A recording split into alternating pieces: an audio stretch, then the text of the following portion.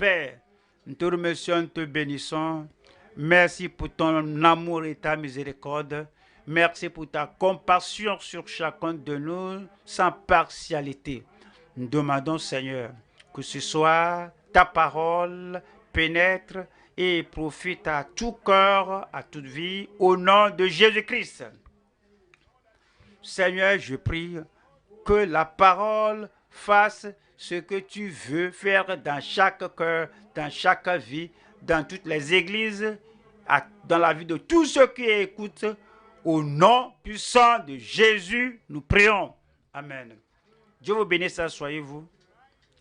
Ce soir, nous revenons à Jacques 2. Et à Jacques 2, nous lisons du verset 14 qui dit: Mes frères, que sert-il à quelqu'un de dire qu'il a la foi s'il n'a pas les œuvres?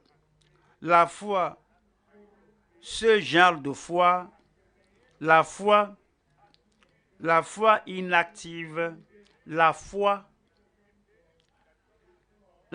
qui ne touche pas, qui ne transforme pas, qui ne transforme personne. Est-ce que ce genre de foi peut le sauver ce soir, comme nous sommes là, Jean, à Jacques 2, 14 à 17? Nous allons voir, recevoir et conserver la grâce de Dieu par une foi vivante et non morte. S'il y a quelque chose dont il faut parler, s'il y a quelque chose à apprendre, s'il y a quelque chose à ruminer, à répéter dans la parole de Dieu, ce sont deux choses, la grâce et la foi. Comment sommes-nous sauvés? Ce n'est pas la grâce, au moins de la foi. Comment sommes-nous fermes dans le Seigneur? Pas notre force, mais par la grâce, au moins de la foi. Comment sommes-nous sanctifiés? Comment sommes-nous rendus saints? Comment préparons-nous? Comment nous préparons-nous pour le ciel? Par la grâce, au moins de la foi.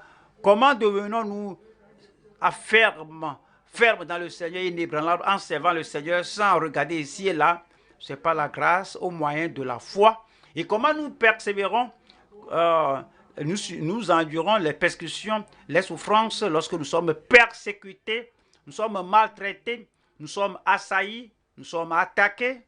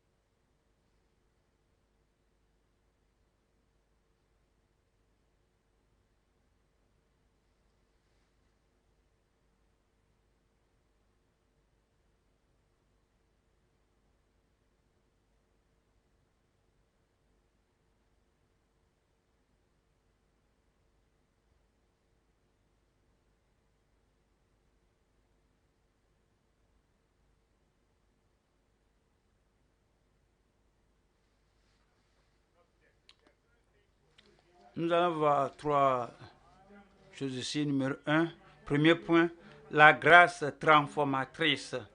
La grâce transforme. Il y a des gens qui ne comprennent pas que la grâce transforme. Ils croient que la grâce tolère, la grâce excuse Adam. Ils croient que la grâce excuse la dépravation. Ils croient que la grâce tolère nos péchés.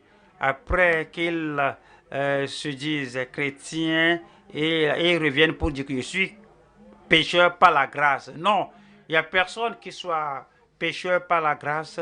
Il n'y a personne qui soit mauvais par la grâce. On ne doit pas avoir la grâce pour avoir le mal dans notre vie. On ne doit pas avoir la grâce pour avoir la dépravation opérant en nous. C'est la grâce qui apporte, qui effectue un changement. La grâce transforme. Premier point, la grâce transformatrice par une foi définie et décisive. 2. La grâce foulée aux pieds. Il y a des gens qui piétinent la grâce de Dieu. Au fait, la Bible a dit qu'il foule aux pieds le Fils de Dieu. La Bible a dit qu'il foule aux pieds, il piétine, il marche, il rend la grâce de Dieu vaine. Il piétine, il foule aux pieds Dieu, Jésus. Deuxième point, la grâce foulée aux pieds par une foi morte et mortifiante. Non seulement ils sont morts, ils sont des gens endurcis. Ils sont morts perpétuellement. Ils sont morts à la connaissance. Ils sont morts au son de la voix de Dieu venant du ciel. Ils sont morts à toute invitation qui les appelle au royaume de Dieu. Ils sont morts à l'avertissement de Dieu, alors qu'il nous montre comment demeurer dans la bonté de Dieu, dans la grâce de Dieu, dans la piété que Dieu a pourvue par Christ au calvaire. La grâce foulée aux pieds par une foi morte et mortifiante. 3. Triompher de la grâce triomphante. La grâce qui triomphe du péché, de la tentation, qui triomphe de la fournaise de Nebuchadnezzar.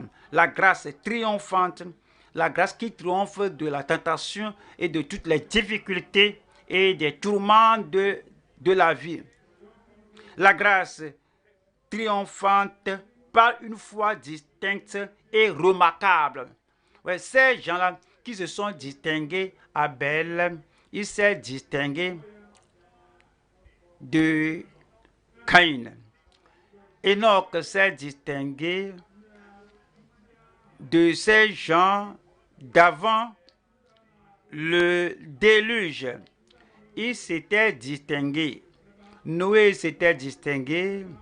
Il a entendu la parole. Il avait peur du jugement. Il a bâti une arche pour le salut de sa maison. Abraham s'était distingué tout en obéissant au Seigneur. Tout le monde connaissait les pas qu'il a fait, comment il a agi. Il n'était pas comme le reste du monde. C'est le genre de la grâce qui triomphe et qui nous rend distincts par la foi que nous avons. Nous ne serons pas des gens ordinaires, nous ne serons pas des hommes et femmes ordinaires qui vivent de manière à ne pas être différents des autres et ils disent qu'ils ont la foi. Non. Si vous avez la grâce de Dieu qui triomphe, qui surmonte, qui vainc, vous avez la grâce de Dieu et vous avez la foi distincte et remarquable. Allons au premier point qui est la grâce transformatrice par une foi définie et décisive. Une foi définie ou bien une foi précise et définie et décisive. Tite, chapitre 2, verset 11. Car la grâce de Dieu, source de salut pour tous les hommes, a été manifestée. Si vous avez la grâce de Dieu et que la grâce de Dieu a été acceptée, reçue, donc, et cela apporte le salut. Cela apporte le salut. Qu'est-ce que le salut? Ça, c'est l'expérience qui vous rend différent de ce que vous étiez dans le passé. Si vous avez fait l'expérience du salut authentique, l'expérience d'un salut absolu, je le connais, je le sens, il est venu me transformer, apporter un changement dans ma vie. Cette grâce de Dieu, la grâce de Dieu, source de salut pour tous les hommes, a été manifestée. Verset 12.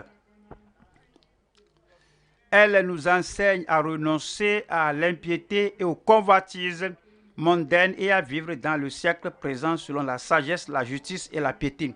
Quand la grâce de Dieu vient dans notre vie, elle nous enseigne, elle nous transforme et elle nous en transforme et nous enseigne à vivre selon la sagesse, la justice et la piété dans ce siècle présent. Nous allons voir 3 sections ici. Numéro 1, nous allons voir la grâce transformatrice par une foi confiante. La foi qui se confie au Seigneur. 2, c'est une piété transparente par une foi tenace. En restant ferme là-bas, si la vie n'est pas totalement changée, on reste ferme là-bas. Si la vie n'est pas totalement devenue transparente, on reste là-bas. C'est la foi tenace là qui nous fait avoir cette piété transparente.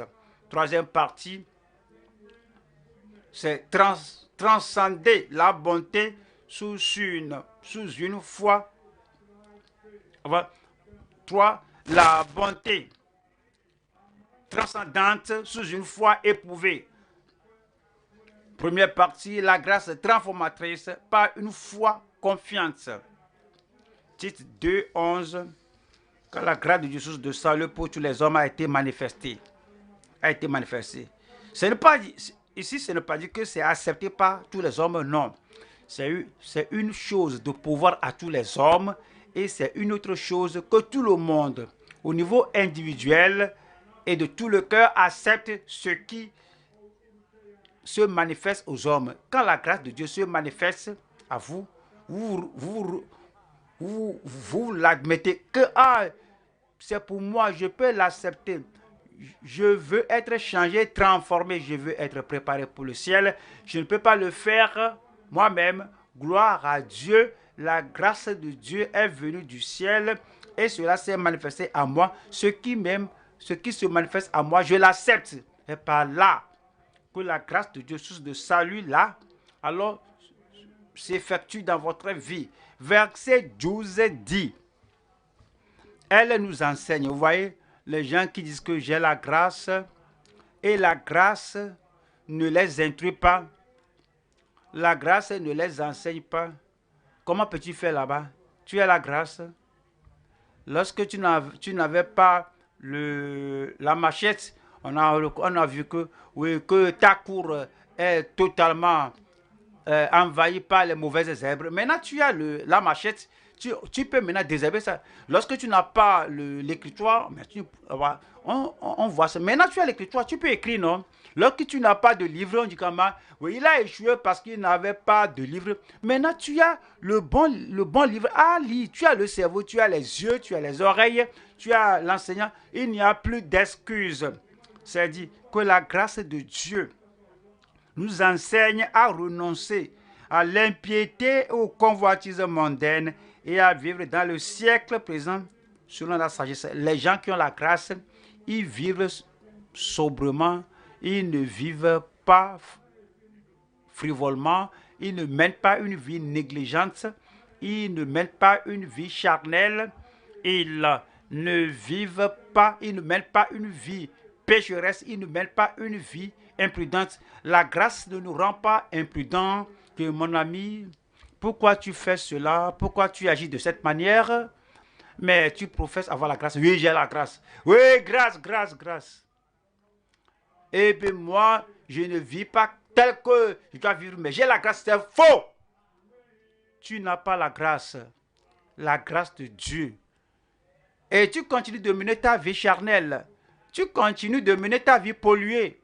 Tu continues de vivre comme si tu n'as jamais eu d'enseignement de la parole de Dieu. Et si réellement tu as la grâce t'enseigne que tu dois renoncer à l'impiété, à la tentation, à l'impiété, tu renonces à cela. La convoitise moderne, tu renonces à ça, tu dis non. As-tu jamais dit non au diable? Tu n'as pas la grâce véritable, tu ne peux jamais dire non. As-tu jamais dit non à la tentation, au tentateur, à la tentatrice? Si tu ne peux pas dire non, donc tu n'as pas la grâce. Et toi, le tentateur, et toi, la tentatrice, quand Satan t'incite à à apporter le péché à une autre personne, nous voici. On fait tout possible.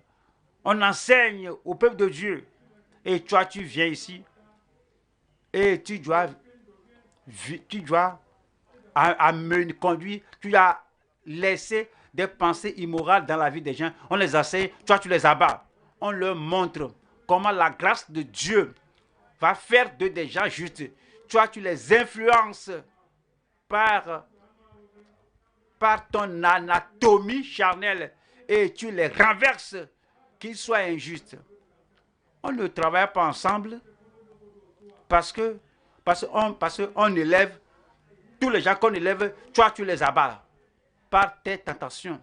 En tant que tentateur, en tant que tentatrice, mais c'est dit que nous qui sommes dans le Seigneur, nous avons la grâce de Dieu, que nous devons vivre selon la sagesse, la justice et la piété, et dans le siècle présent.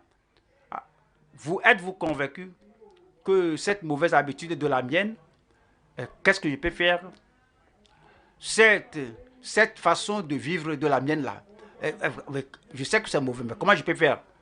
Dans ce siècle présent, je vais continuer de pécher? Non! Notre vie doit être transformée. Si la grâce est entrée en nous, allons aux Romains.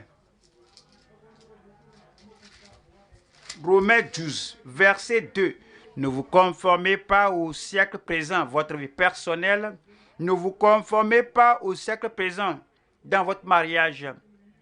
Au fait, si nous sommes si âgés, on a vu des gens qui se sont mariés avant nous.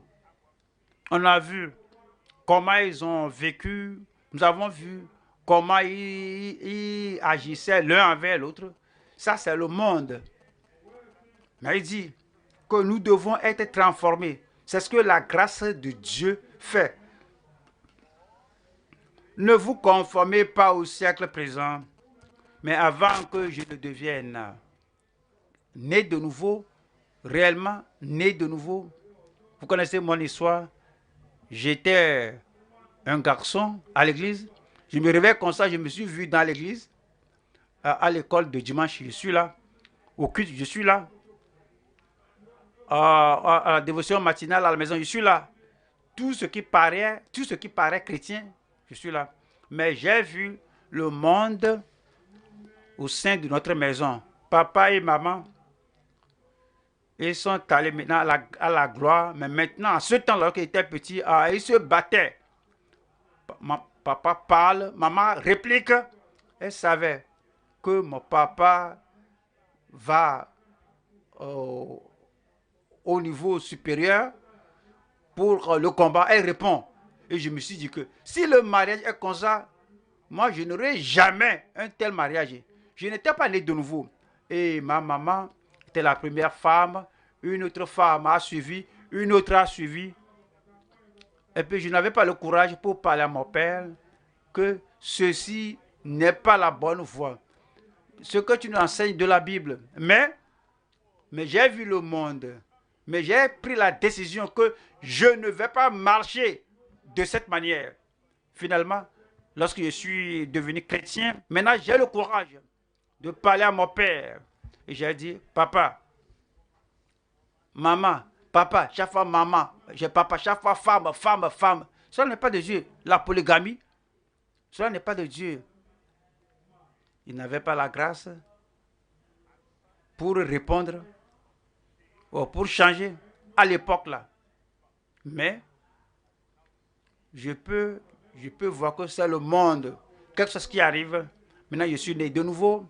Moi, je ne vais pas suivre la voie du monde. C'est la transformation. Il n'y a personne qui m'est obligé. Tout ce que je savais, c'est que j'ai reçu le salut par la grâce au moyen de la foi. Et les choses étaient différentes. Je suis sûr que vous savez bien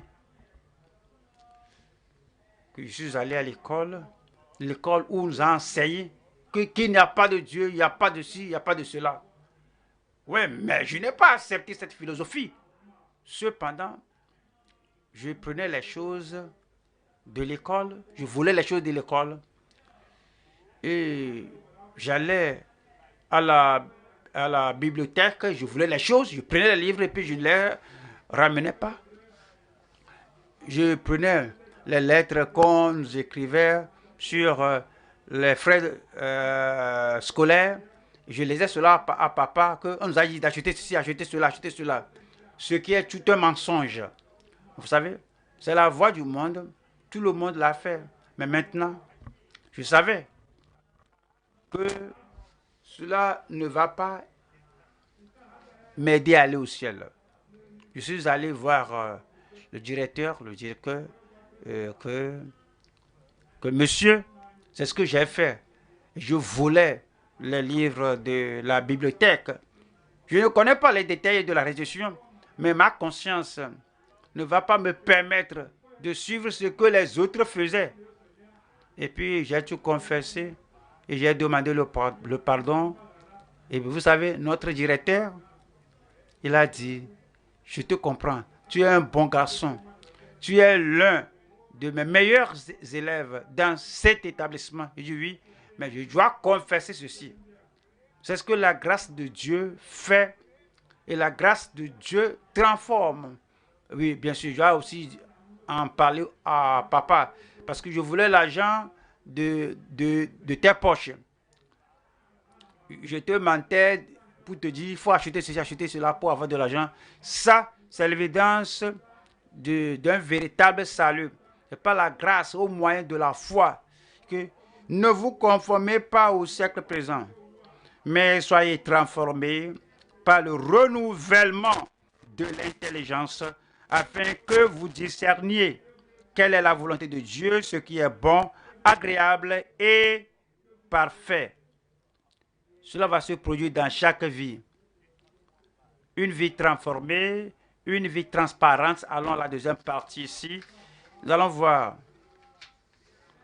une piété transparente par une foi tenace. Une piété transparente. La piété que nous avons, si c'est uniquement en public pour qu'on sache que je suis pieux, lorsque les amis ne sont pas là, lorsque les frères et sœurs ne sont pas là, lorsque les gens qui peuvent vous défier, mais pourquoi tu fais ça? Pourquoi tu te comportes de cette manière? Mais pourquoi tu fais ce qui va tenter les autres? Vous savez, si nous sommes seulement juste en public, lorsqu'on me voit, mais lorsqu'on ne peut pas savoir que je suis l'initiateur de cette chose mauvaise, donc on est perdant. On fait tout. Ce n'est pas la transparence. Nous allons aux Hébreux. Hébreux 10. Hébreux 10, verset 22 qui dit, approchons-nous avec un cœur sincère dans la plénitude de la foi, les cœurs purifiés d'une mauvaise conscience et le corps lavé d'une eau pure. Le verset 23 dit, retenons fermement la profession de notre espérance, car celui qui a fait la promesse est fidèle.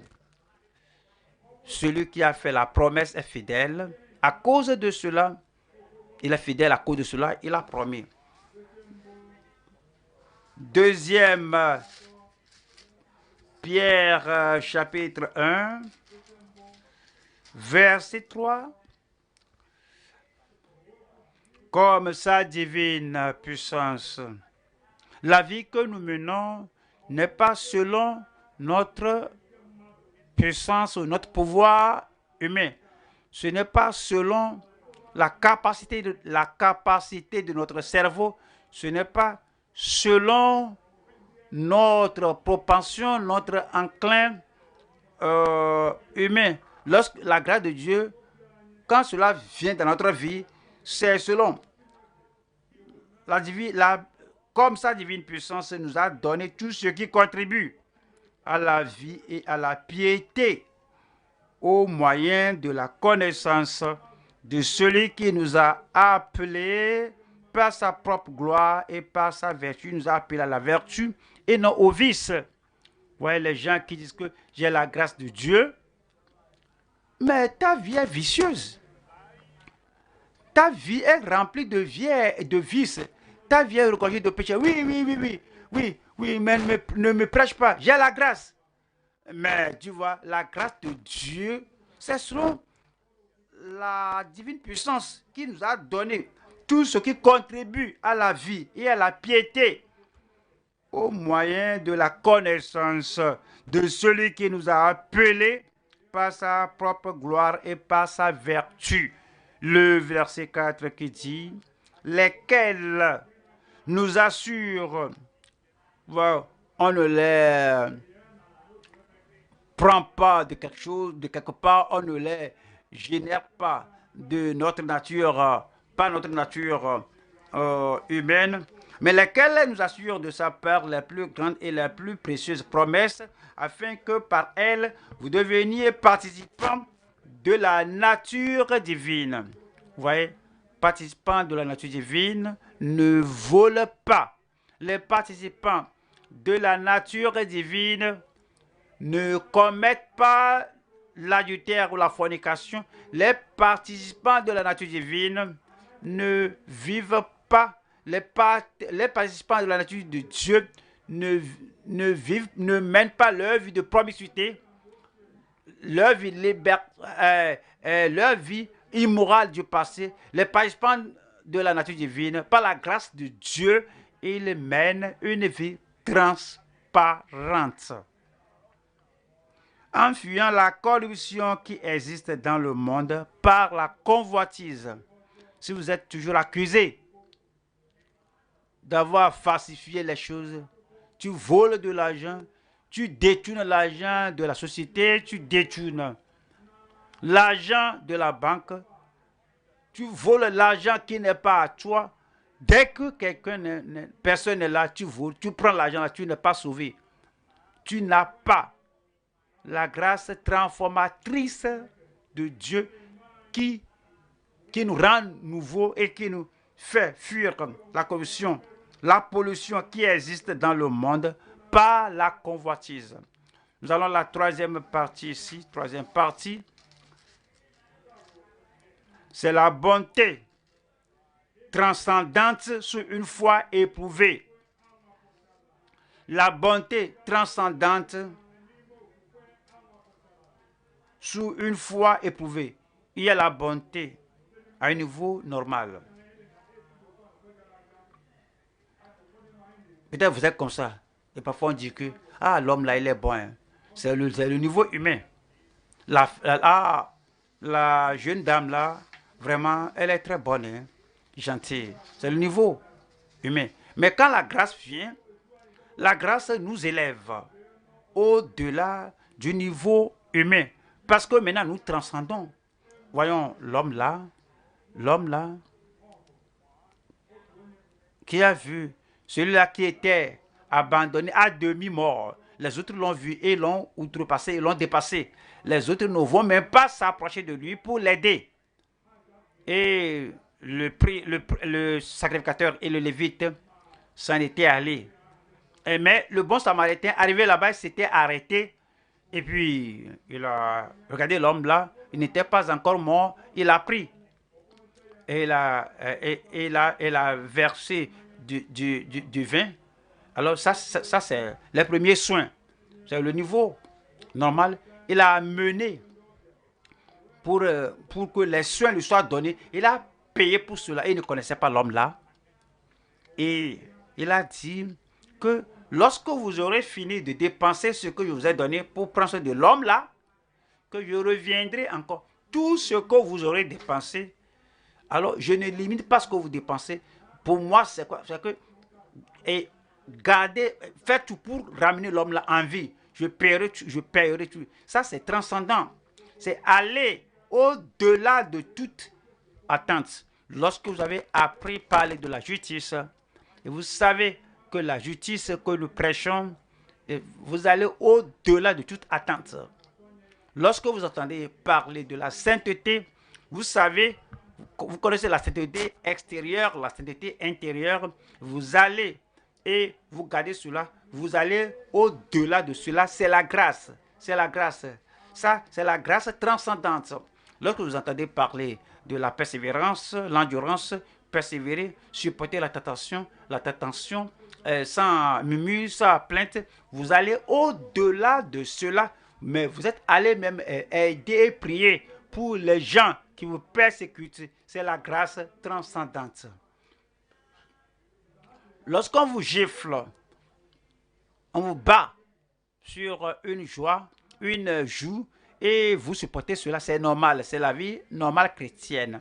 Lorsque vous restez là-bas, et vous allez encore aider, vous allez encore supporter, et vous présenter l'autre joue, ça c'est transcendant. C'est transcendant. Lorsque nous écoutons la parole de Dieu et nous obéissons à la parole, c'est bon, c'est normal, c'est véritable, c'est bon. La grâce de Dieu dans notre vie. Mais lorsque maintenant nous prions, plus que cela, plus qu'on espère de nous, alors nous transcendons la bonté et transcendante sous une foi éprouvée. Nous allons à 1 Pierre chapitre 1, 1 Pierre 1, verset 7. Afin que l'épreuve de votre foi, il y aura des gens qui vont éprouver votre foi. Il dit qu'il est profond, non?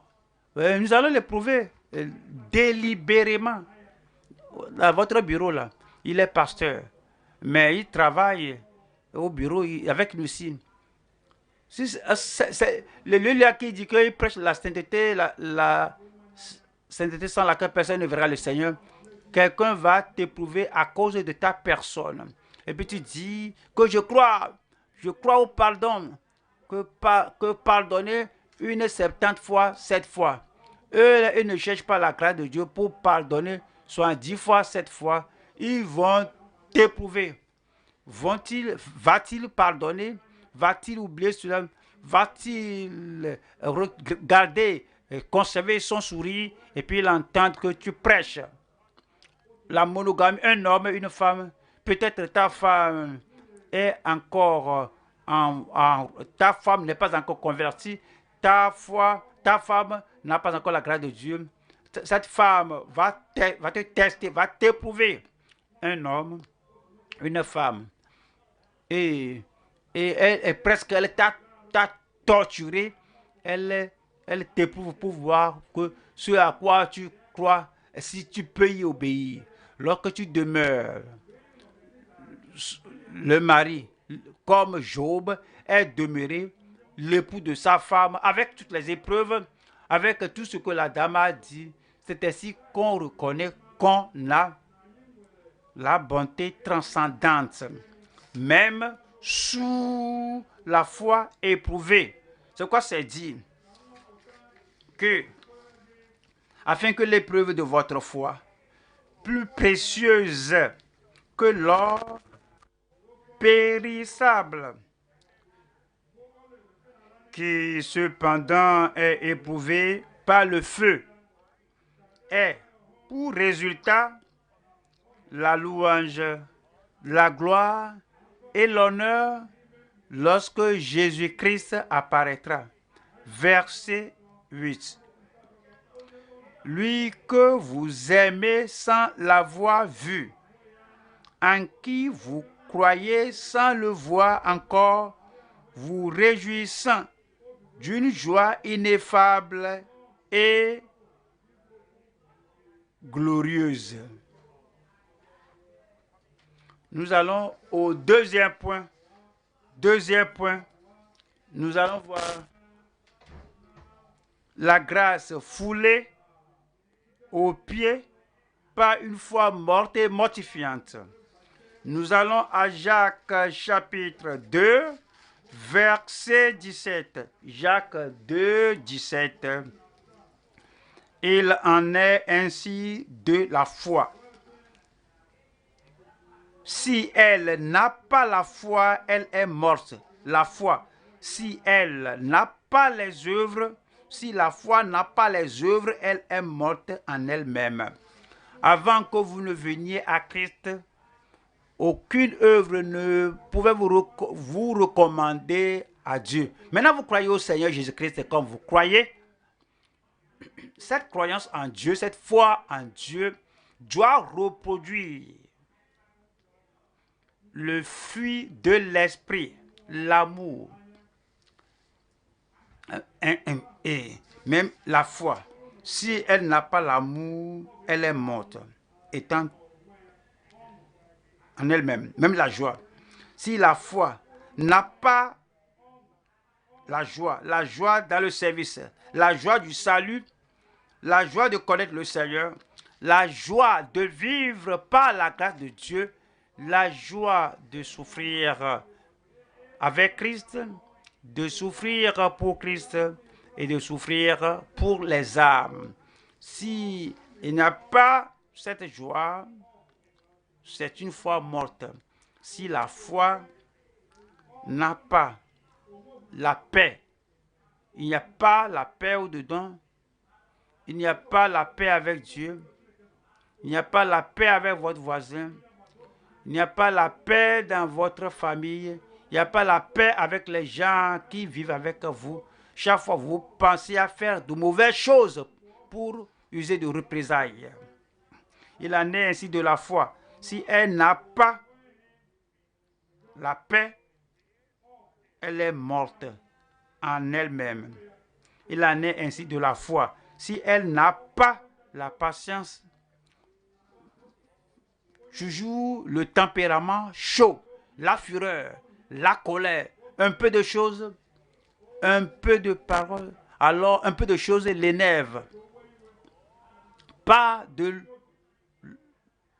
longanimité, pas de patience, mais les choses qui ne te concernent pas, les choses qui ne te concernent pas, tu vas là-bas et puis tu agis comme un capitaine militant du monde entier. Si ce qui ne te concerne pas est fait, dit quelque chose, eh bien, tu t'énerves et tout le monde doit s'incliner devant toi et t'adorer. As-tu pensé au droit? As-tu pensé que quel droit as-tu que tout le monde soit tes esclaves pour que toi tu n'as pas la douceur, tu n'as pas même l'humilité? Il en est ainsi de la foi. Si elle n'a pas la douceur, la gentillesse, tu traites tout le monde comme si c'est leur empereur, un parent militant. Te voici, jeune. Quand je dis jeune, peut-être tu as 50 ans, l'autre a 70 ans, et tu as 50 ans, tu veux maltraiter cette vieille personne, cette personne âgée de 70 ans, tu veux traiter la personne de 70 ans comme un écolier. Il en est ainsi de la foi. Si elle n'a pas la douceur, pas de gentillesse, pas de foi, pas de fidélité. Si elle n'a pas la fidélité, elle n'a pas la... Elle est morte en elle-même.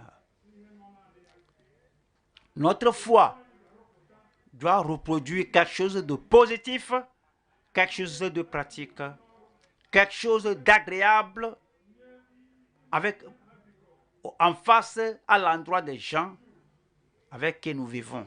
Nous allons à Jude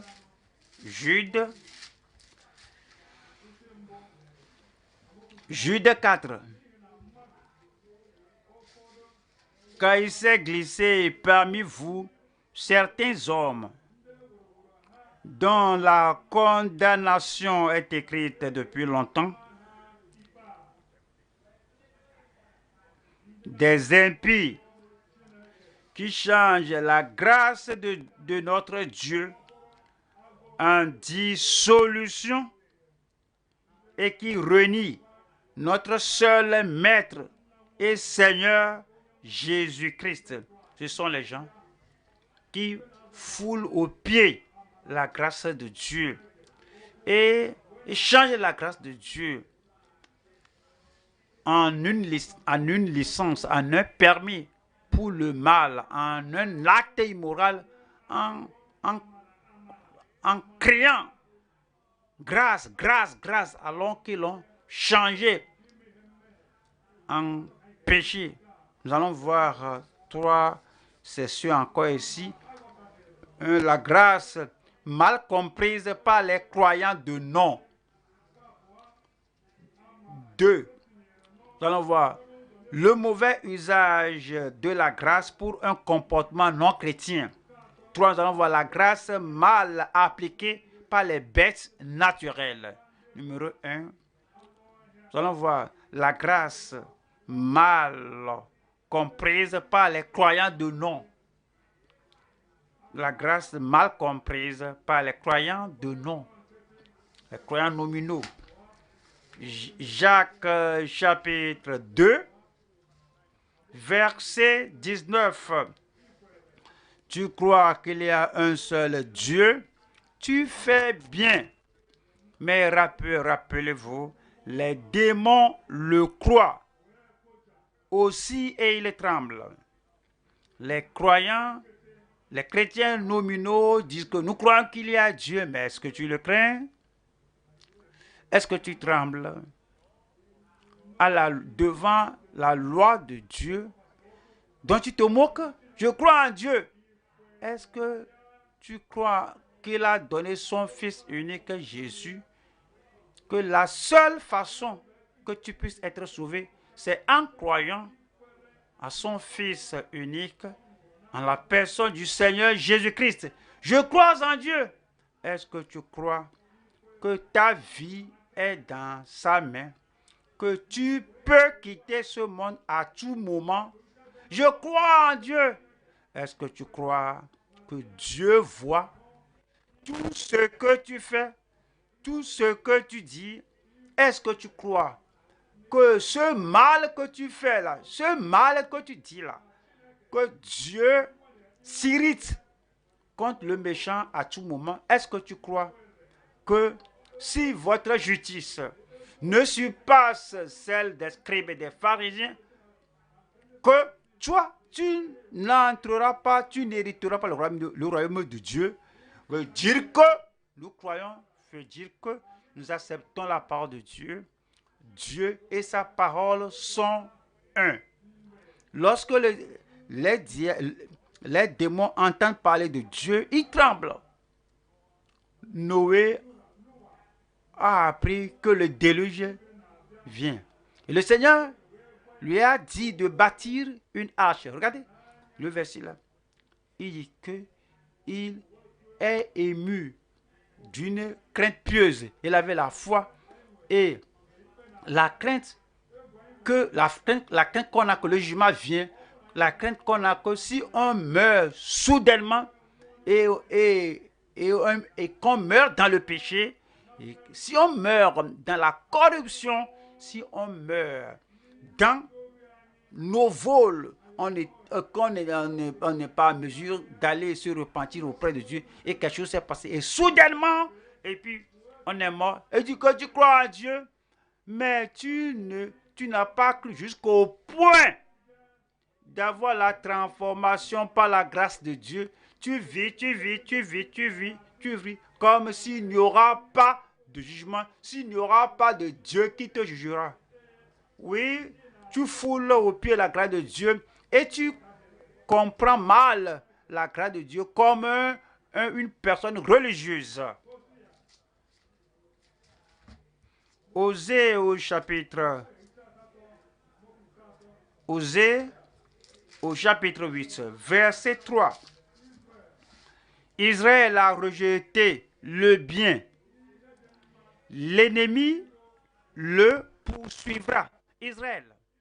Mais chaque fois que tu dis que nous sommes enfants d'Israël, nous sommes enfants plutôt d'Abraham, nous sommes enfants d'Abraham, mais vous rejetez vous abandonnez la loi de Dieu, les doctrines de Dieu. Verset 12 qui dit que j'écrive pour lui toutes les ordonnances de ma loi.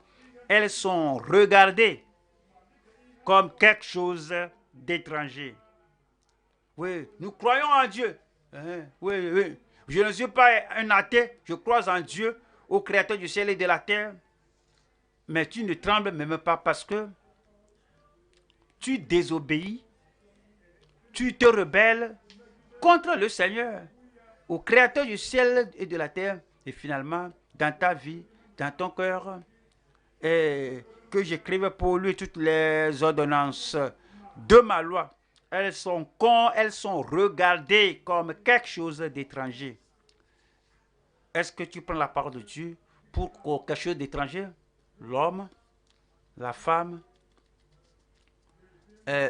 l'homme et l'homme quittent l'homme et la femme, l'homme quitte son père son père et sa mère, s'attache à sa femme, et qu'à ce que la mort vous sépare. Ça c'est ça, mais ça c'est étranger. Un homme et un homme et une femme, pas un homme avec un homme, pas une femme avec une femme, un homme et sa femme, pas un homme et avec un homme qui prennent des femmes, qui prennent des enfants d'autrui. Si nous disons que aller au ciel pour être dans le livre de vie, ça doit être un homme et une femme. Que ça là, ça c'est étrange. Pasteur, cesse de prêcher cela. Hein. Parce que si tu continues de prêcher cela, il n'y a personne qui puisse t'écouter. Parce que nous voici, que nous sommes ici unis dans le péché, que j'écrive pour lui toutes les ordonnances de ma loi. Elles sont considérées, elles sont regardées comme quelque chose d'étranger. Ce sont les gens-là qui comprennent mal la grâce de Dieu. Parce qu'ils sont des croyants de nom. Des croyants qui sont des croyants de nom.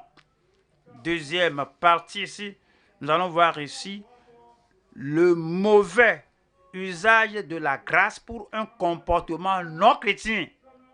Ils croient que la grâce couvre tout.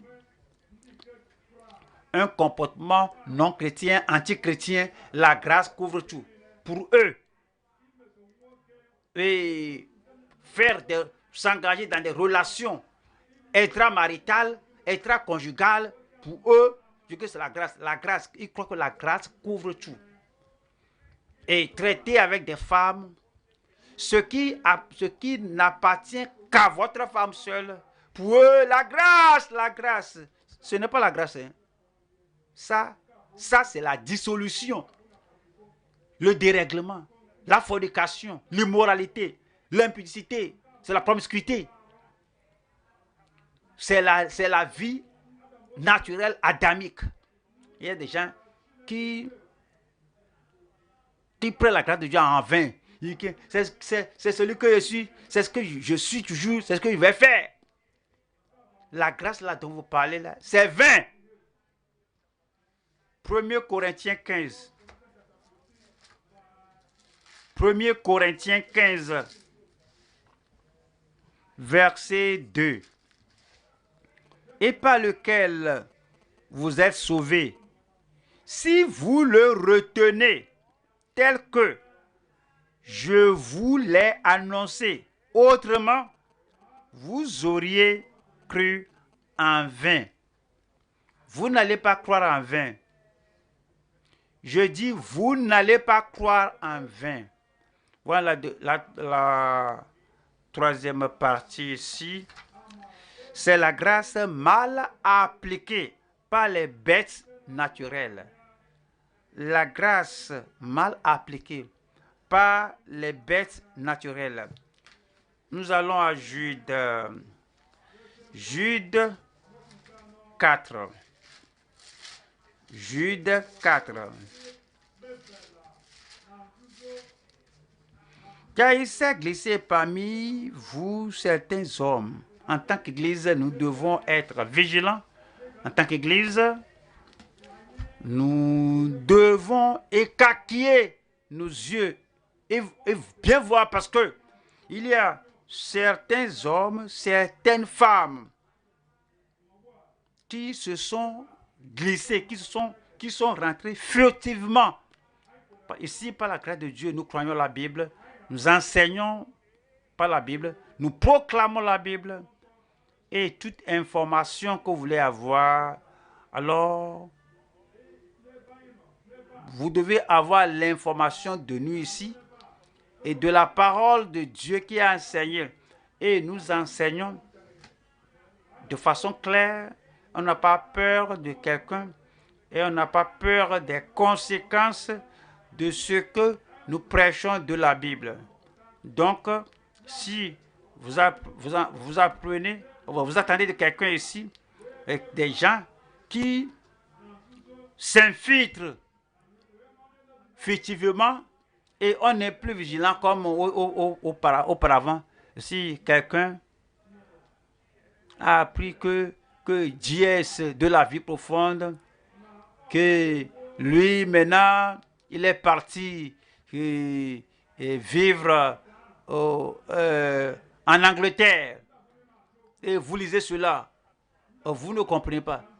Ce sont des gens qui veulent nous disperser. Qu'est-ce que tu veux là-bas? Ton pasteur n'est plus là. Lui, il a fui ici. Il est allé vivre en Angleterre.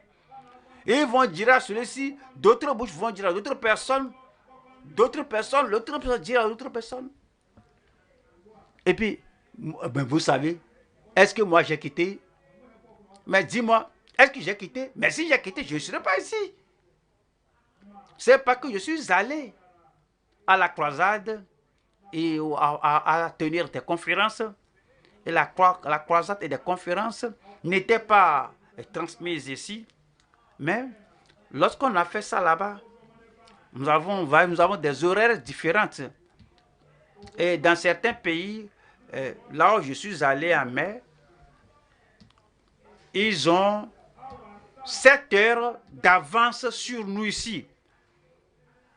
Lorsqu'il est 17 heures ici au Nigeria, là-bas, c'est 2 heures le matin.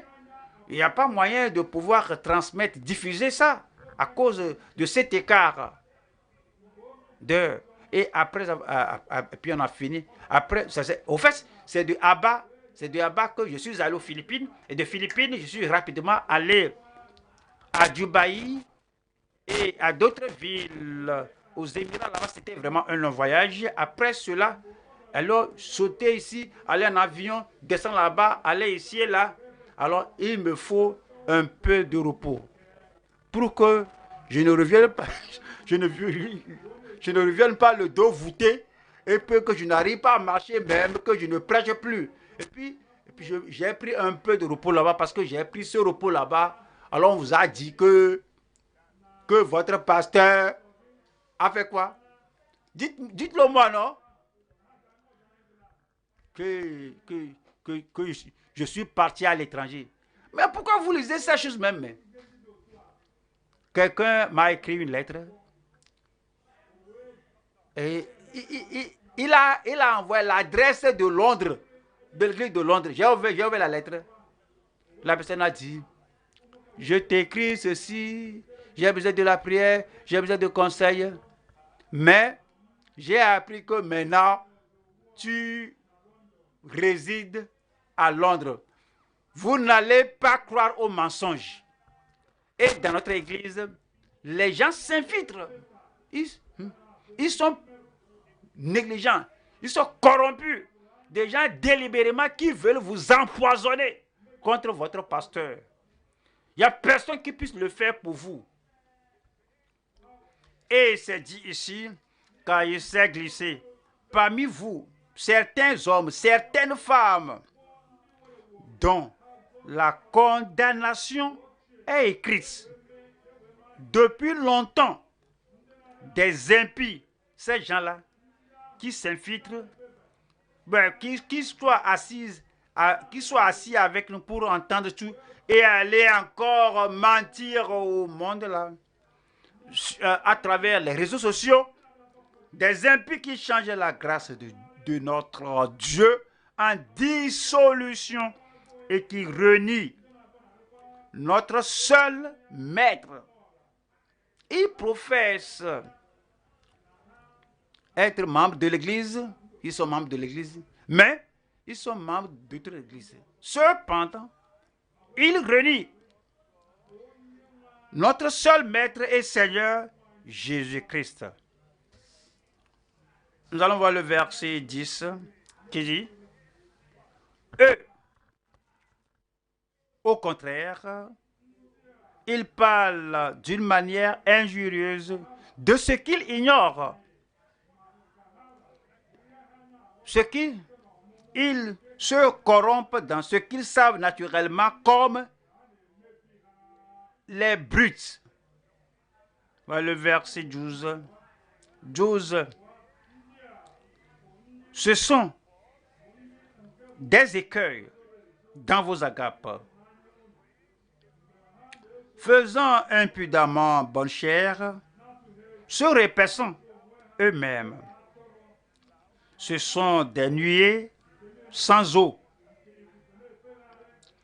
poussées par les vents, des arbres d'automne sans fruits, 2 fois morts. Ils étaient morts dans les péchés et les transgressions avant qu'ils ne professent connaître le Seigneur. Ils sont venus connaître le Seigneur et ils étaient rendus vivants en Christ. Maintenant, ils rétrogradent, ils sont encore morts, 2 fois morts, déracinés. Voilà le verset 13 maintenant. Le verset 13 dit, des vagues furieuses de la mer, rejetant l'écume de leur impureté, des astres errants auxquels l'obscurité des ténèbres est réservée pour l'éternité. La grâce, lorsqu'elle entre en nous, nous devons comprendre. Il ne faut pas mal comprendre la grâce de Dieu. Nous devons bien utiliser la grâce. Il ne faut pas mal utiliser la grâce de Dieu. Nous devons bien appliquer la grâce pour ne pas mal appliquer la grâce de Dieu, afin que votre vie soit menée par la transformation et non tout en foulant aux pieds la grâce de Dieu. Nous allons au 3e point maintenant. 3e point. La grâce est triomphante par une foi distincte et remarquable. La grâce qui triomphe, la grâce qui l'emporte, la grâce triomphante par une foi distincte et remarquable. Nous venons à Dieu par la grâce et par la foi. Nous triomphons de l'hypocrisie de la vie passée. Nous triomphons de la haine et de l'amertume de la vie passée. Nous triomphons de la culpabilité et des transgressions de la vie passée. La grâce triomphante par une foi distincte et remarquable. Romains au chapitre 5. Romains 5, verset 1. Étant donc justifiés par la foi, nous avons la paix avec Dieu par notre Seigneur Jésus-Christ. Verset 2. À qui? Ce n'est pas Jésus qui était mentionné à la fin du verset 1, à qui nous devons d'avoir eu par la foi accès à cette grâce, lorsque la grâce là se manifeste à nous et que nous l'acceptons, alors nous avons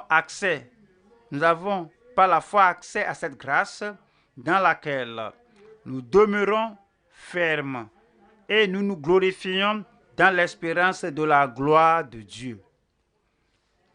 1er Timothée,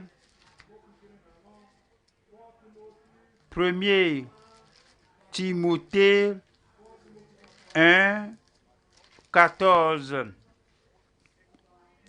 Et la grâce de notre Seigneur a surabondé avec la foi, la grâce, la foi et la charité qui est en Jésus-Christ. C'est la grâce qui est triomphante. Nous allons voir 3 sections ici. Numéro 1. Triompher du monde et de la mondanité par la grâce au moyen de la foi. 2. Surmonter notre faiblesse et notre entêtement par la grâce et la foi. 3. Renverser l'errance des autres dans le désert par la grâce au moyen de la foi. Alors la première partie, numéro 1 ici. Triompher du monde et de la mondanité par la grâce au moyen de la foi. 1 Jean, chapitre 5, verset 4. 1 Jean 5, verset 4. Parce que tout ce qui est né de Dieu triomphe du monde. Et la victoire qui triomphe du monde, c'est notre foi. Ce qui triomphe du monde, c'est notre foi. Voilà le verset 5. Verset 5 dit, qui est celui qui a triomphé du monde, sinon celui qui croit que Jésus est le Fils de Dieu. Le Fils de Dieu. Il est venu du ciel vers les fils des hommes afin de conduire les fils des hommes au ciel comme enfants de Dieu. Il est le seul qui puisse le faire. Il n'y a aucun autre nom donné parmi les hommes par lequel nous devions être sauvés. Le nom est Jésus. Seigneur, que dois-je faire pour être sauvé? Crois au Seigneur Jésus-Christ et tu seras sauvé. Et toute la terre verra le salut du Seigneur. Au Seigneur, sauve-moi et je serai sauvé. Guéris-moi et je serai guéri. C'est le cœur pénitent, le cœur repentant qui prie, qui supplie le Seigneur pour le salut qui vient par la foi. Et ce salut nous fait triompher du monde. Jacques 4, verset 4. Jacques 4, verset 4. Adultère que vous êtes, qu'est-ce que cela veut dire? Lorsque quelqu'une abandonne son époux et va traiter avec un autre homme ce qu'elle doit faire avec son homme, son mari, elle est une adultère. La femme là, une femme réputée, populaire, quand elle abandonne son mari et aller faire avec un autre homme, ce qu'elle doit faire uniquement avec son mari, c'est l'adultère. Elle est adultère. Ou lorsqu'un homme abandonne sa femme et s'en va faire avec une autre femme, ce qu'il doit uniquement faire avec sa femme, alors il est adultère. Mais ou bien, il peut ne pas même cacher ça. Et la femme et l'homme l'a usé de témérité, que je suis indépendant. 50-50. Je t'ai donné assez de temps. Je vais aussi donner à cette femme la même chose que je te donnais. il est adultère. Et maintenant, c'est dit ici, adultère que vous êtes. Ce que cela veut dire que nous sommes l'épouse de Christ. Christ est l'époux. Et Christ a versé son sang. Il a payé tout le prix. Et il a fait de nous, comme nous avons cru, épouse de Christ et épouse de Christ, l'époux. Cette personne, l'époux de Christ, l'homme, l'époux de Christ, la femme, l'épouse de Christ, abandonne Christ pour devenir ami du monde, donner l'attention au monde et aime le monde. C'est l'adultère spirituel, c'est l'adultère, l'impudicité spirituelle.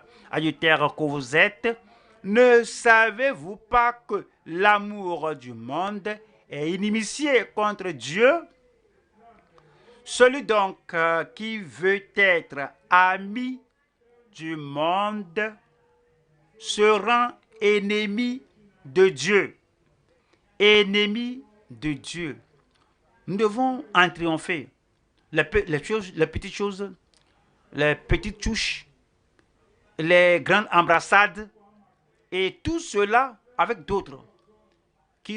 La personne qui n'est pas ton mari, ta femme, évitez cela. Et voyons, triompher du monde et de la mondanité. Et on va 1er Jean, chapitre 2, verset 15. N'aimez point le monde, leur danse, leur musique, leur vin, leur cigarette, leur marijuana, leur drogue forte, leur cérémonie, leur festival ou leur festivité. N'aimez pas le monde ni les choses qui sont dans le monde. Si quelqu'un aime, si un pasteur, si un membre, un ministre, si quelqu'un, si quelqu'une, si une femme, si une directrice, si un grand, une coordinatrice, une femme dans l'église, si quelqu'un aime le monde, l'amour du Père n'est point en lui. N'est point en lui, n'est point en elle. 16. Le verset 16 nous dit, car tout ce qui est dans le monde, les festivals, les traditions, leurs danses et les célébrations, tout ce qui est de la chair. Car tout ce qui est dans le monde, la convoitise de la chair, la convoitise des yeux et l'orgueil de la vie, ne vient point du Père, mais vient du monde. 17. Et le monde passe, et sa convoitise aussi. Mais celui qui fait la volonté de Dieu demeure éternellement. Amen. Amen. Nous allons à la deuxième partie ici. C'est surmonter notre faiblesse et notre entêtement par la grâce et la foi.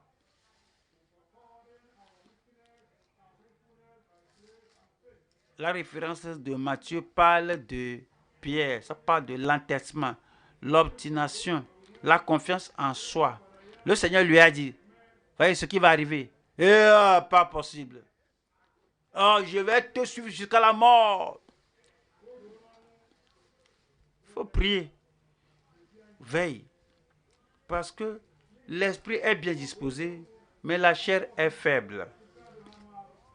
Va à Dieu en prière. Le Seigneur Jésus lui a dit,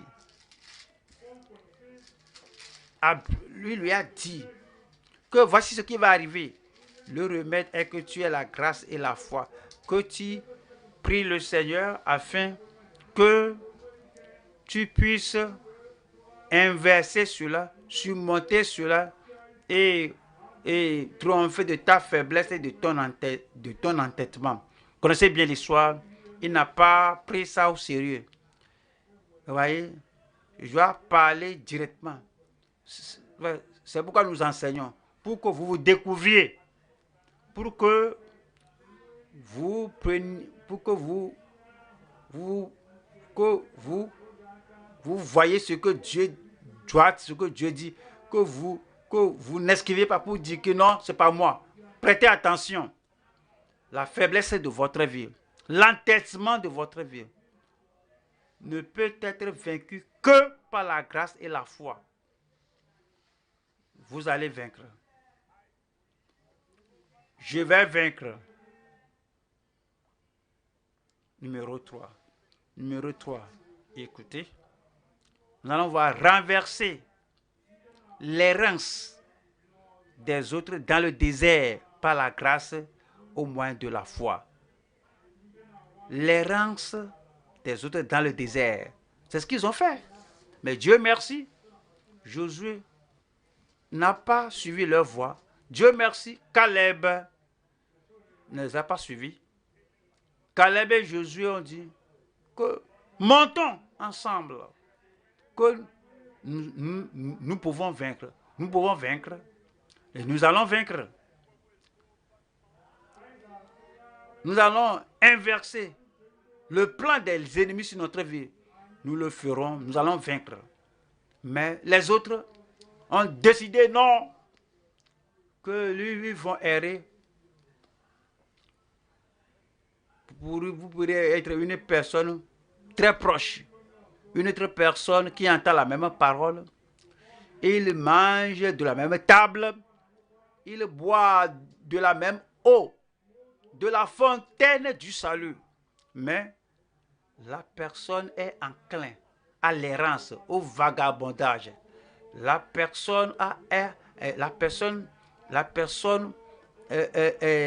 se laisse à la vie du désert. Mais comme à l'instar de Caleb et Josué, tu décides que tu connais le Seigneur avant de le connaître. Tu es venu au Seigneur avant de la connaître. Et si lui ou elle est enclin à l'errance, est enclin à la mondanité, est enclin aux choses qui vont l'empêcher d'aller à la terre promise, tu dois décider toi aussi. Tu as décidé, comme Caleb, à l'instar de Caleb, à l'instar de Josué. Et tu dis que j'ai pris ma résolution, que j'ai résolu de ne pas me souiller. Quel que soit ce que vous voyez les autres faire, quelle soit la direction qu'ils empruntent, décidez que vous aurez la victoire, le triomphe et la puissance pour renverser afin de ne pas être comme les autres. Vous allez vaincre. Je vais vaincre. Proverbe au chapitre 21, verset 16. Proverbe au chapitre 21, 16. L'homme ou la femme, l'homme qui s'écarte du chemin de la sagesse, reposera dans l'assemblée des morts. Le membre, le frère, la sœur qui s'écarte du chemin de la sagesse reposera dans l'assemblée des morts. Si tu demeures là-bas, juste qu'à l'avènement de Christ, si tous les cultes, les enseignements, les fréquentations, tout sera en vain. Quoi qu'elle paraisse croyante parce qu'elle est enclin à l'errance, elle est dans l'assemblée des morts. Si elle meurt, s'il meurt dans cet état, nous aurons travaillé, œuvré en vain sur elle ou sur lui ou elle, qui s'égare comme ça et demeure dans l'assemblée des morts jusqu'à la mort physique. Tu vas donc passer l'éternité en enfer et pour toujours. Psaume 100, Psaume 119 qui dit: de tout mon corps je te cherche. Et dit: je te cherche de Psaume 119 verset 10. Je te cherche de tout mon corps, ne me laisse pas épargner, ne me laisse pas égarer loin de tes commandements. Verset 11. Je serre ta parole dans mon cœur afin de ne pas pécher contre toi. La parole de Dieu que nous entendons, alors doit s'établir dans notre cœur, doit transformer notre vie. Cette parole doit nous établir que la chose de que notre vie doit, la chose, ça doit faire de nous que un comportement, que cela devienne notre seconde nature, que je ne peux pas même aller me prendre une cigarette. Satan sait qu'il ne peut même pas te tenter. Il sait que maintenant tu es né de nouveau, que tu ne peux pas maintenant aller avec les bougies du monde, les maquillages du monde, les chemins frisés. Satan sait dans tous les domaines de votre vie. Oui, faites entrer la parole. Priez avec la parole dans votre corps. Faites entrer la parole dans votre vie et faites-la sortir. Je serre ta parole dans mon cœur afin de ne pas pécher contre toi. Amen. Amen. Maintenant, s'il vous plaît, ne soyez pas blessés. J'ai remarqué que dès qu'on fait, on termine comme ça, nous prions, et puis on se lève, et puis on s'incline. Je ne sais pas ce qu'on fait. On ne prie pas, on médite. Vous savez, j'entends souvent au message que nous avons prêché 30 ans passés, 40 ans passés. Je les ai sur mon iPhone et quand j'écoute, à la fin, les gens vont prier. Les gens vont prier. On peut l'attendre. 40 ans passés. Mais aujourd'hui, nous allons prier. Vous ne priez pas pour me satisfaire. Vous priez pour avoir la grâce. Afin de faire ce que nous avons entendu. Et pour avoir la foi vivante, la foi active, la foi loyale que nous devons avoir dans le Seigneur. Cette foi qui va transférer la parole à notre cœur. Et pas d'offense. Amen. Les messages que j'écoute vraiment, je me rappelle ces jours d'autrefois. Dès que j'aurai fini de prêcher, le jour ou la semaine, quelqu'un va venir. Je dis: pasteur, tu sais,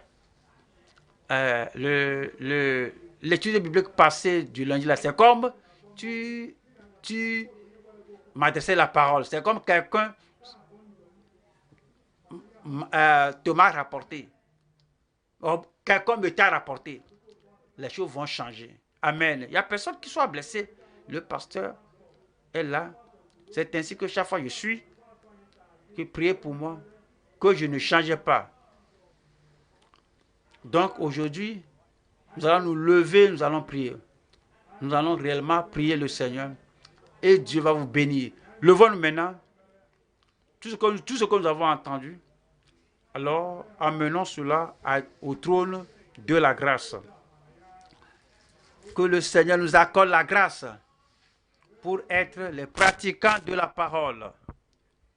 La foi morte, la foi mortifiante ne changera personne. Ayons la grâce transformatrice à travers la foi précise et définie, décisive. La foi définie, précise, décisive. J'ai décidé de suivre Jésus. Pas de retour. Pas de retour. Parle au Seigneur. Les amis peuvent m'abandonner, me mettre de côté. Les amis peuvent me négliger. Les amis peuvent se détourner de moi. Mais j'ai décidé de suivre Jésus. Pas de retour. Pas de retour.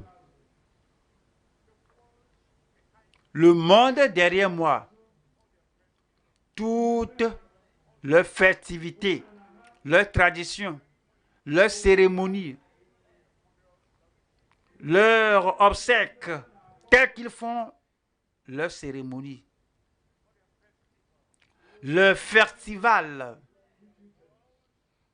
le monde derrière moi, la croix devant moi.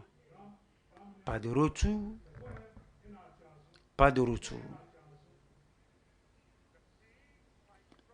Les choses que j'ai abandonnées dans le passé,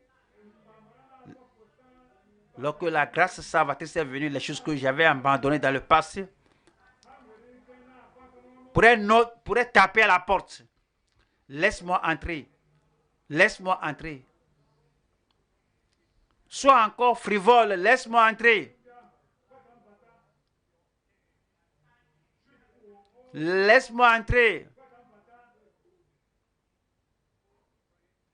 Les anciens amis, les anciens copains, copines,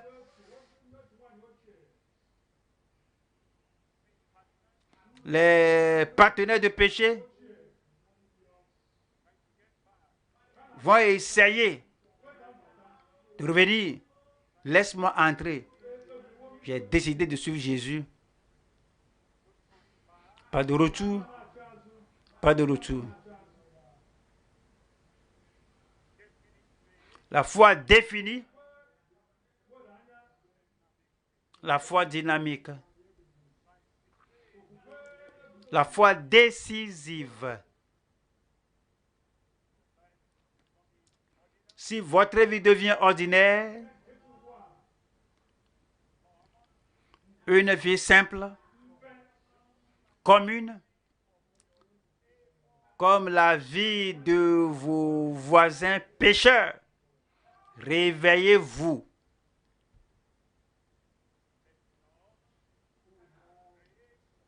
Que la grâce de Dieu dans votre vie ne soit pas en vain. Soyez différents. Soyez distincts.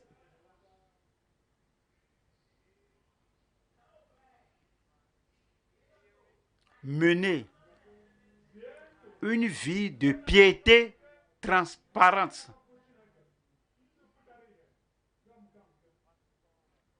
Si votre pasteur doit venir vers vous, au bureau, à la maison, et venir derrière vous et vous regarde, qu'est-ce que vous lisez? Mais il dit, que vois-tu? Le pasteur n'aura pas raison de s'inquiéter à cause de toi, que ta vie soit une vie de piété transparente.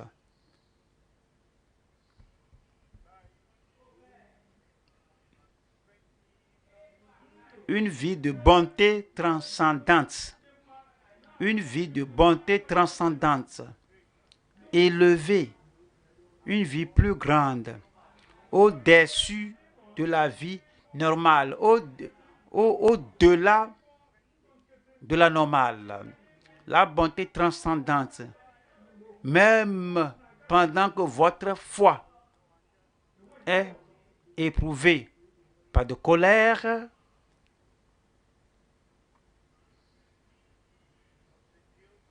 Les persécuteurs Vous savez bien, les persécuteurs sont des incroyants.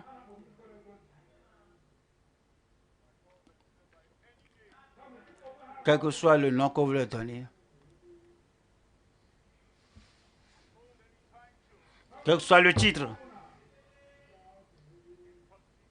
S'ils persécutent le juste, ils sont injustes.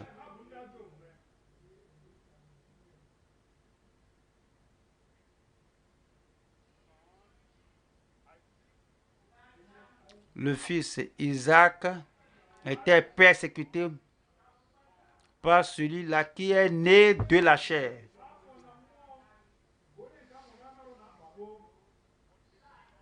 Lorsque ces gens du monde, les chrétiens de nom,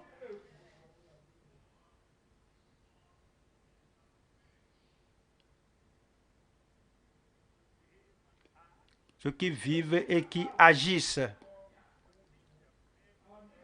comme s'ils n'ont jamais entendu la parole, c'est-à-dire la sainteté du cœur prêchée. Si vous persécutez, il éprouve votre foi. Par là, vous aurez la bonté transcendante. Pas de malédiction, pas de colère, pas de combat, pas d'insultes, pas d'attaque,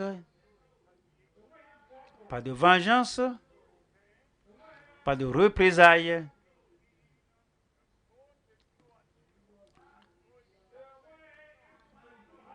Pas question de ramasser la pierre, la jeter contre eux. Il faut la bonté transcendante lorsque votre foi est éprouvée.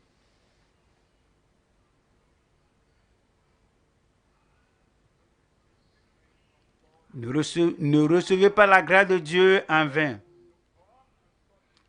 Ne venez pas à une telle étude biblique en vain.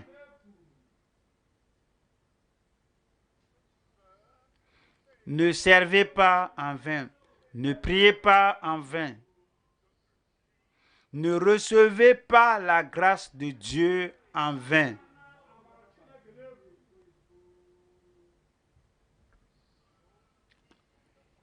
Ne comprenez pas mal la grâce de Dieu.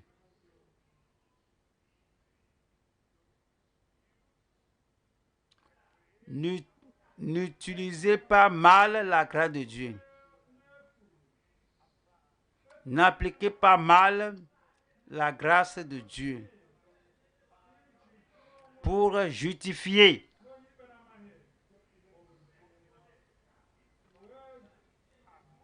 le caractère des croyants de nom. Samson, tu empruntes une mauvaise voie. Laisse-moi. Tu ne connais pas mon pouvoir, ma force. Je peux encore ôter la griller, mettre ça sur mon épaule. J'ai l'onction. J'ai la force.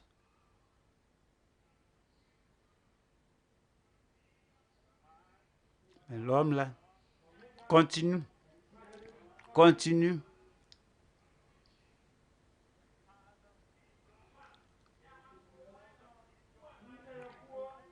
Son père et sa mère l'ont vu que Samson, mon fils, notre fils, qu'est-ce que tu fais? Oh, je sais. Où vas-tu? Je sais ce que je fais. Il croyait avoir l'onction, mais il n'avait pas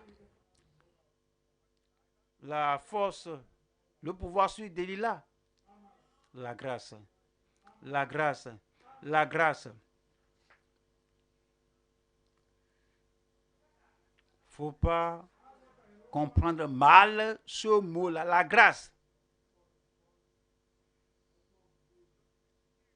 Faut pas mal utiliser le mot-là, la grâce. Faut pas appliquer mal le mot-là. Si réellement vous avez la grâce, il y aura le salut là-bas. Si réellement vous avez la grâce, il y aura la piété transparente là-bas. Si réellement vous avez la grâce, il y aura la bonté transcendante là-bas. Priez que la grâce de Dieu continue d'agir dans votre vie. Que la grâce soit triomphante, victorieuse, conquérante. La grâce est triomphante disponible pour vous et pour moi.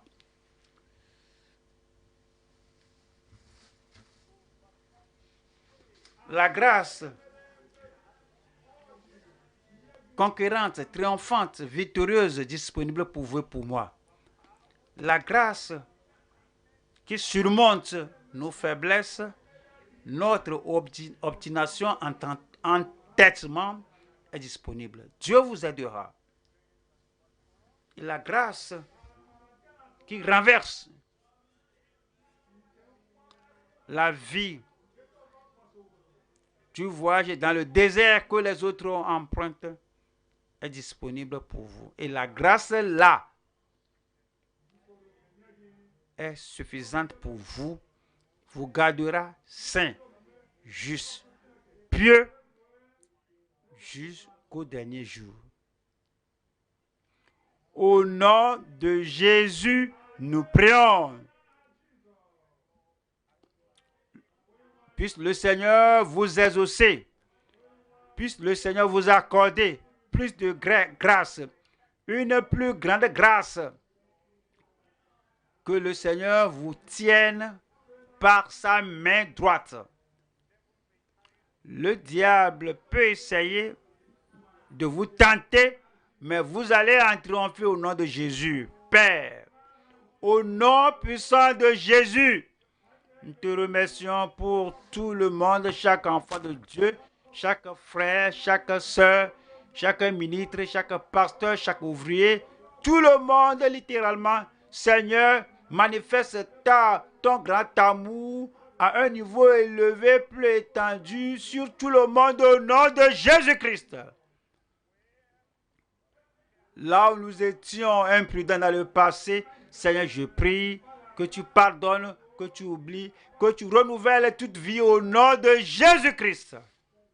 Seigneur, à tout moment du jour, à tout moment, à chaque jour de la semaine, à chaque semaine du mois, à chaque mois de l'année, qu'il ait la grâce abondante pour tout le monde, la grâce suffisante pour tout le monde, la grâce victorieuse pour tout le monde au nom de Jésus-Christ.